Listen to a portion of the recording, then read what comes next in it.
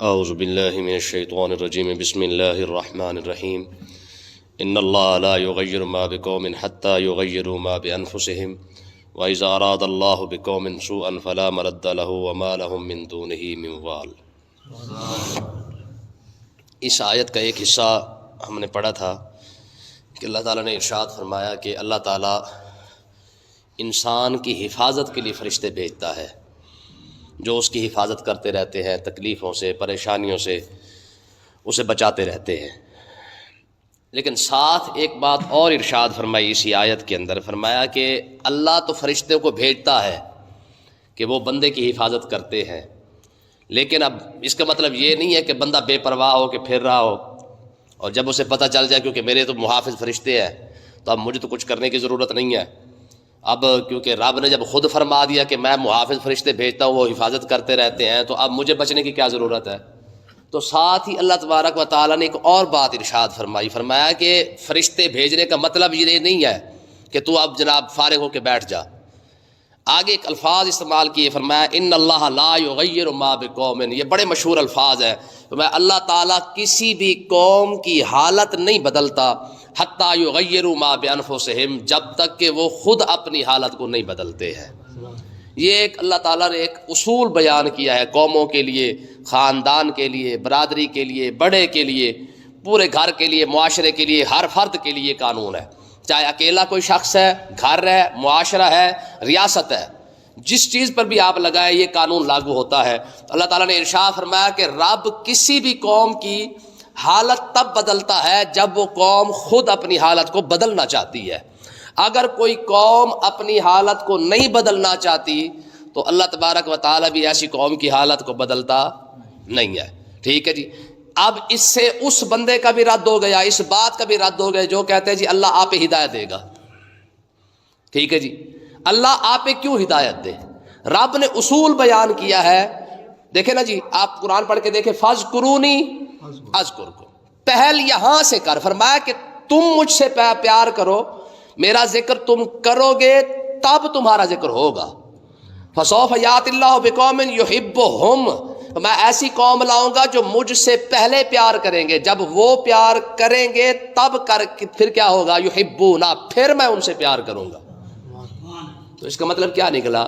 مطلب یہ ہے کہ جس بندے کو بھی جو ہے نا قرآن، بلکہ تیسری آیت کو بھی ساتھ ملا رہے، فرمایا قل ان کنتم تحبون اللہ فاتبعونی، اگر تم چاہتے ہو نا کہ اللہ تم سے محبت کرے تو کیا کرو، فاتبعونی، تم میری اتباع کرنا شروع کر دو۔ ہاں، پہل تمہاری طرف سے ہو جائے، اتباع تم کرنا شروع کر دو، یحببکم اللہ، پھر اس کا صلہ یہ ہے کہ رب تم سے محبت کرے گا۔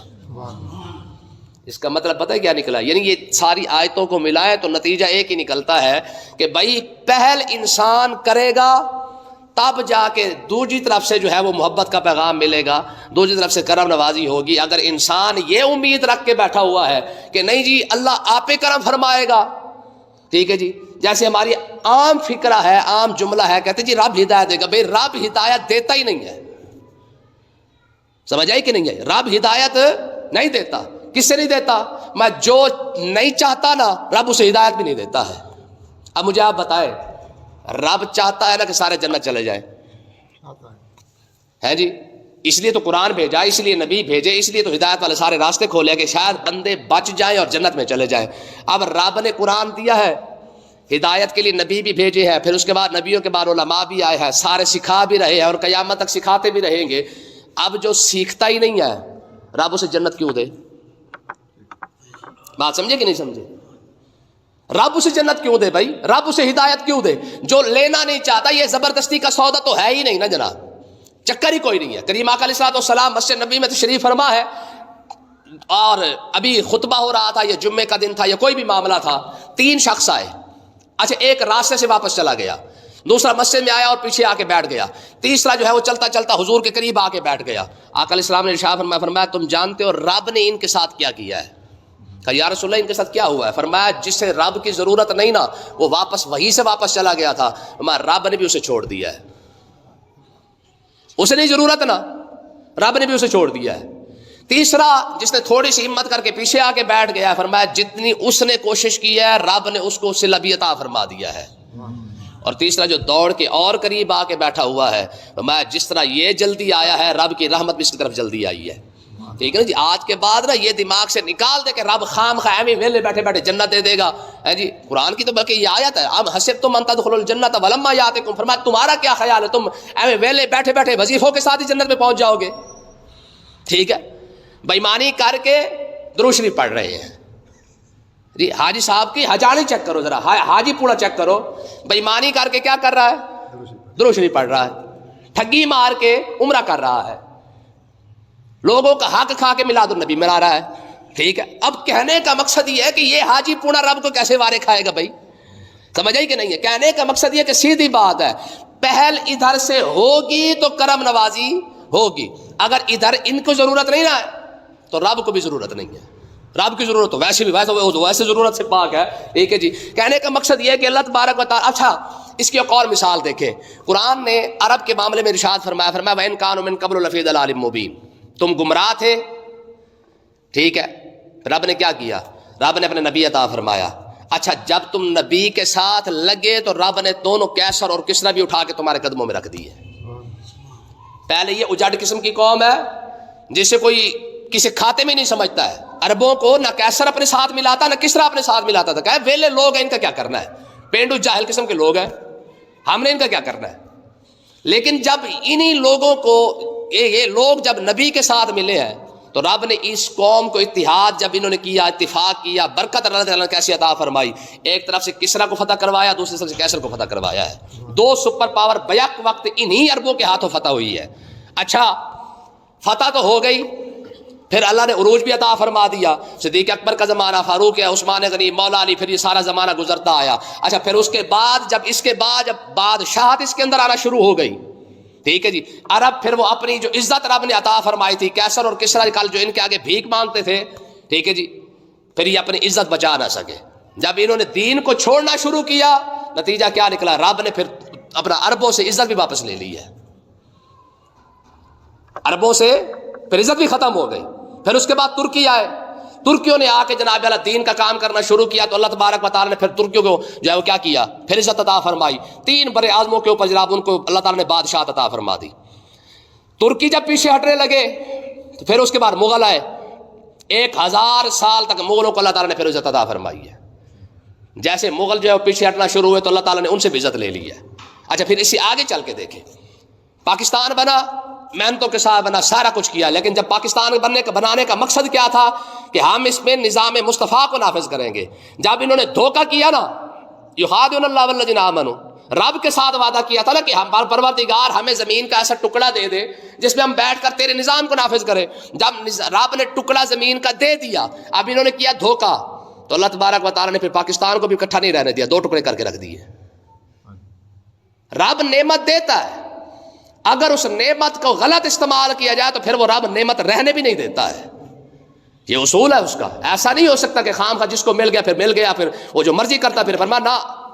آپ دیکھیں افغانستان تھا، افغانستان جیسے ہی اپنے وہ لگانا چرس اور حفیم اور بھنگیوں پر، جب اس کاموں پر لگانا رب نے امریکہ کو مسلط کر دیا. پہلے رشیا آیا، اس نے لتر مارے، پھر اس کے بعد امریکہ آیا، اس نے لتر مارے. اچھا یہ دونوں چلے گئے، اب جا کے تھوڑے سے بندے کے پتر بن کے رہے ہیں تو رب نے ان کو رشیا سے بھی مطلب ہے کہ خلاصی عطا فرمائی ہے اور امریکہ سے بھی خلاصی عطا فرمائی ہے. تو کہنے کا مقصد یہ کہ فرد سے لے کر معاشرے تک، معاشرے سے لے کر ریاست تک.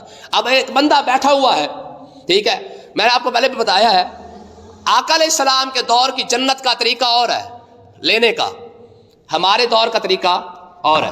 مطلب کیا ہے؟ حضور کے دور میں جنت ملتی تھی 2 طریقے سے، یا جہاد سے یا پیسہ خرچ کرنے سے. حضور نے فرمایا جہاد کرو جنت ملے گی، ان اللہ اشتری من المؤمنین انفسهم واموالهم بان لهم الجنہ. ٹھیک ہے جی. فرمایا کہ ہاں بھائی جس نے جہاد کرنا ہے اس کے لیے جنت ہے. ٹھیک ہو گیا. اچھا دوسرا راستہ جو جنت لینے کا تھا وہ تھا پیسہ خرچ کرنے کا. عثمان غنی نے پیسہ خرچ کیا، حضور نے فرمایا جنت لے جا. ٹھیک ہے جی. اس کا مطلب یہ کہ دین کی خاطر جو پیسہ خرچ ہوتا ہے کوئی عام چیز نہیں ہے. غزوہ تبوک کے موقع پر جب حضرت عثمان غنی نے فرمایا یا رسول اللہ 100 اونٹ میں نے آپ کو دیا، پھر 100 دیا، پھر 100 دیا، حالانکہ اعلان 300 کا کیا تھا، جب لے کے آئے تو پھر 900 لے کے آئے. لیکن 300 کا جب اعلان کیا نا حضرت عثمان غنی نے کہ یا رسول اللہ 300 اونٹ بمائے پلان بمائے ساز و سامان میں آپ کو دیتا ہوں غزوہ تبوک کے لیے، آقا علیہ الصلوۃ والسلام ممبر سے اترا ہے، حضور نے ارشاد فرمایا عثمان آج کے بعد تو جو مرضی کر رہا تجھ سے کبھی بھی کچھ نہیں پوچھے گا۔ تو جنت ملی تو پیسے سے، حضور نے کیا فرمایا تھا؟ فرمایا وہ جو کنواں ہے نا یہودی کے پاس، خرید کے جو بھی لائے گا جنت دوں گا، اب وہ تو پیسے سے خریدا ہے۔ بات سمجھ آ رہی ہے؟ یعنی حضور کے دور کی جو جنت ہے وہ دو طریقے سے ملتی ہے، یا تو جہاد کرنے سے یا پیسہ خرچ کرنے سے۔ آج کے دور کی جنت صرف وظیفوں کے ساتھ ہے، ٹھیک ہے جی، زکوٰۃ پی گئے وظیفہ جاری ہے، عشر کھا گئے وظیفہ جاری ہے، بہنوں کا حق کھا گئے وظیفہ جاری ہے، ماں باپ کی عزت کوئی نہیں ہے وظیفہ جاری ہے، بیٹوں کا حق نہیں دیا، بچیوں کا حق نہیں دیا وظیفہ جاری ہے، بےایمانی ساری طرف سے کر رہا ہے وظیفہ جاری ہے۔ مطلب کیا ہے؟ ہم لوگ یہ سمجھتے بھی حرام کھا کر بھی یاسین پڑھے نا تو 10 قرآن پاک کا ثواب مل جاتا ہے۔ ہم یہ سمجھتے ہیں کہ اگر ہم نے حرام کے کپڑوں کے ساتھ جو ہے نماز پڑھی ہے نا رب قبول ہی کر لے گا، کیونکہ ان اللہ غفور الرحیم تمہیں یاد ہے ہی ہے نا، واللہ عزیز ذو انتقام یاد تو ہے نہیں ہے، للہ الواحد القہار تو میں یاد کوئی نہیں، حالانکہ وہ بھی قرآن کے الفاظ ہی ہیں، انہیں بھی یاد کر لینا چاہیے نا جی۔ گل سمجھے یہ نہیں آئی؟ للہ الواحد القہار، جبار، یہ بھی تو رب کی صفات ہے نا، لیکن نہ سوال ہی پیدا ہوتا ہے، ہم اس طرف نہیں آتے ہیں۔ ہمیں کون سے لفظ یاد ہے؟ گناہ کرنے کے بعد ہمیں جو لفظ یاد آتا ہے وہ ہے ان اللہ غفور الرحیم،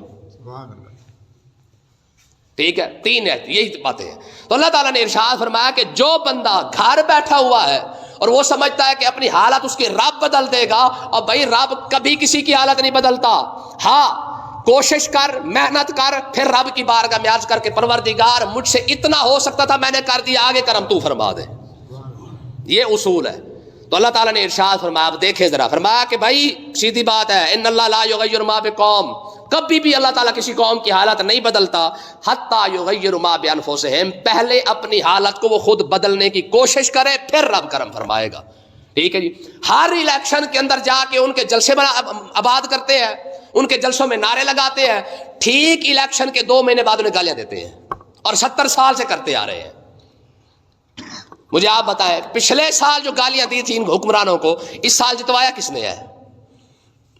پچھلے الیکشن میں جو ان کو گالیاں دی تھی، کھا گئے، لٹ گئے، پاکستان برباد کر دیا حکمرانوں نے، اس سال انہیں کس نے جتوایا ہے؟ کہ ہندوستان والوں نے آ کے ووٹ ڈالے تھے، یا چائنا والوں نے آ کے ووٹ ڈالے ہیں، یا ادھر سے افغانستان والے آتے ووٹ ڈالنے کے لیے؟ بھائی جن کو تم نے پچھلے الیکشن میں گالیاں دی تھی، اس سال بھی الیکشن جتوایا تم ہی نے ہے، ووٹ تم ہی نے دیے 5-5 ہزار پہ لے کے، اور آگے دیکھیں یہ قوم چلتی رہے گی، پھر بدلے حال، رب کا حالت کیوں بدلے یار؟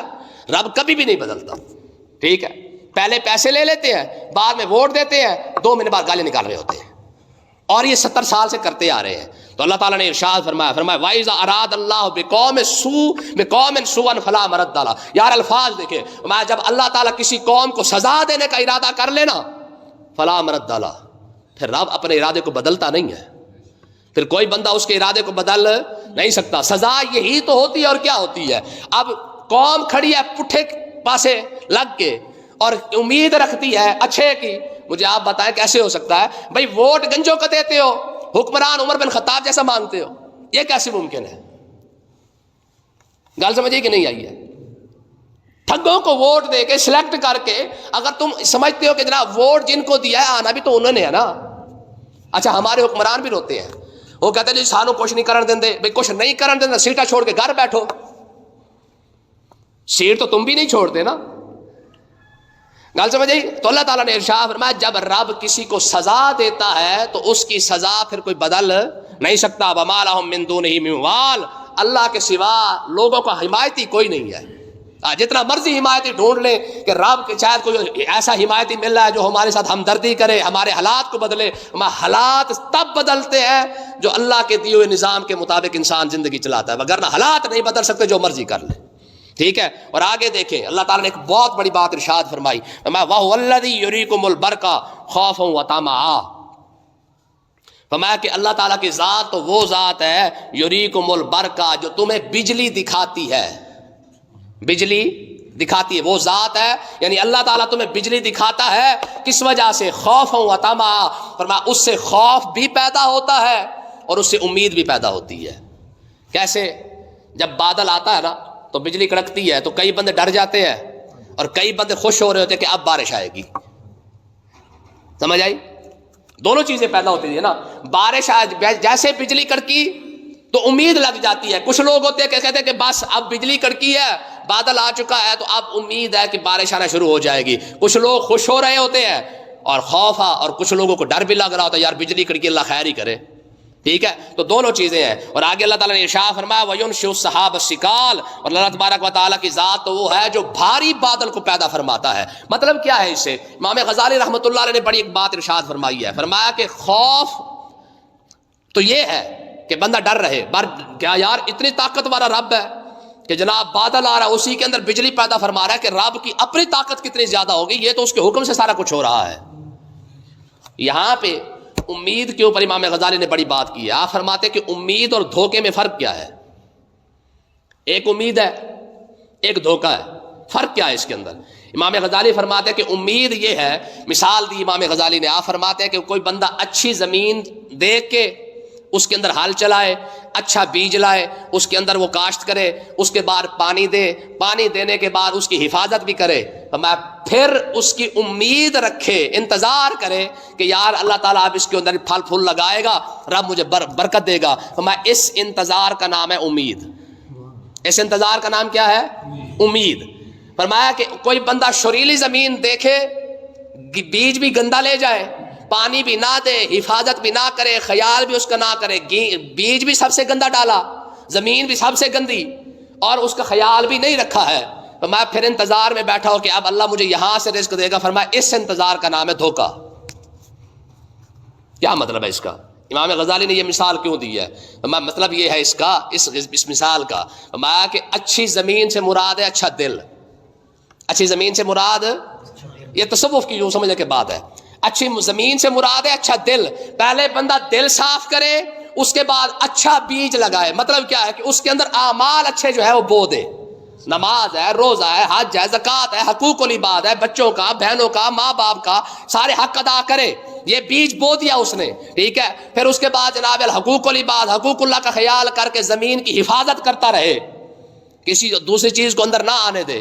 فرمایا کہ پھر انتظار کرے کہ پروردگار اس زمین یعنی دل کی زمین کو میں نے اتنا صاف کر دیا, اب تو کرم فرما, رزق عطا فرما. فرمایا رب انوار کا رزق جو ہے وہ اس پر عطا فرمانا شروع کر دیتا ہے. اور بری زمین کیا ہے؟ شریلا دل ہو, ٹھیک ہے جی, خواہشات بڑھتی جا رہی ہے, حرام بڑھتا جا رہا ہے, بےایمانی بڑھتی جا رہی ہے, دل تو ہو گیا نا بیمار, شریلا ہو گیا نا. اچھا اس کے اندر جو بیج ڈالا, کبھی فلم دیکھ لی, کبھی ڈرامہ دیکھ لیا, ٹھیک ہے جی, کبھی کسی کا حق مار, کبھی کسی کو کچھ کر, اب اس کے اندر جو بیج ڈال رہا ہے, اس امید کے بعد, اس سارا کچھ کرنے کے بعد پھر انتظار کر رہا ہے کہ رب بخشے گا ضرور. کیوں؟ کیونکہ کلمہ جو پڑا ہوا ہے. تو میں اس انتظار کا نام ہے بے وقوفی. امید اور انتظار, دھوکے میں یہ فرق ہے. اچھی امید تب جا کے لگائی جا سکتی ہے جب انسان اچھے عمل کر کے بیٹھا ہو, ٹھیک ہے. اچھے عمل کو چھوڑ کر اگر اچھائی کی امید رکھ کے بیٹھا ہے, جنت کی امید رکھ کے بیٹھا ہے, میں یہ بے وقوف ہے, بے وقوف بندہ ہے. قرآن مجید نے خود اس کے بارے میں فرمایا. ایک تو ام حسبتم ان تدخلوا الجنۃ ولما یاتکم الفاظ ہے, دوسرے الفاظ ہے ام حسبتم ان تدخلوا الجنۃ ولما یعلم اللہ الذین جاہدوا منکم. فرمایا تمہیں ایسے میں جنت دے دوں گا, ابھی تو میں نے تمہیں آزمایا ہی کوئی نہیں ہے. بغیر آزمائش کر آپ جنت دے دے, ایسے کیسے ہو سکتا ہے؟ بغیر آزمائش کے تو دنیا نہیں ملتی ہے, بغیر آزمائش کر آپ جنت کیسے دے دے؟ ٹھیک ہے جی. قوم جنت کی طرف آنا چاہتی ہے لیکن آنا صرف وظیفوں سے چاہتی ہے. میں حقیقت آپ کو بتا رہا ہوں, اس دور کا سب سے بڑی خامی مسلمان کے اندر کوئی ہے تو وہ وظیفہ ہے, جو اس کو نا لے ڈوبا ہے. میں وظیفوں کا خلاف نہیں, وظیفے کرنے چاہیے, اس سے ترقی ہوتی ہے. آقا اسلام نے خود وظیفے بتائے ہیں. بھائی وظیفے کا اثر کب ہوتا ہے؟ جب تو پہلے اعمال, حقوق العباد, رزق حلال اچھا کا, پھر اس کے بعد وظیفہ کر, پھر اس وظیفے کی برکتیں چیک کر. حرام کھا رہا ہے, ساتھ وظیفے کر رہا ہے, ٹھیک ہے جی. کرپشن کر رہا ہے, بےایمانی کر رہا ہے, میلاد بھی منا رہا ہے, تو بتا, ایمانداری سے بتا, حرام کھانے کے بعد 200 مرتبہ کیا تو 2000 مرتبہ درود شریف پڑھ لے, کیا فائدہ ہوگا بھائی؟ ٹھیک ہے, درود شریف بھی قضا نہیں. ہماری وہ زنانیوں والا مسئلہ ہے نا, عورتوں والا ہے جی, شام کو کام کر رہی ہوتی ہے, اذان کی آواز بھی نہیں جانے دیتی, ڈرامے کسین بھی نہیں جانے دیتی, ٹھیک ہے. آنکھ ڈرامے کی طرف ہوتی ہے, سین بھی قضا نہ ہو, اور کان اذان کی طرف ہوتے کہ ثواب اکٹھا کر لے, ٹھیک ہے. یہی حال آج کے مسلمان کا ہے, نہ سین جانے دیتے ہیں نہ ثواب جانے دیتے ہیں. ٹھیک ہے، بےایمانی بھی سارا، چھری بھی پھیری جا رہے ہیں، درود شریف بھی ساتھ پڑھی جا رہے ہیں، ادھر گھر بیٹھے ہماری زنانیاں وہ نہ سین جانے دیتے نہ ثواب جانے، ڈرامہ کے ثواب بھی سارا مل رہا ہے اور اذان کا ثواب بھی اکٹھا کر رہی ہیں. ٹھیک ہے، اللہ پاک ہدایت عطا فرمائے.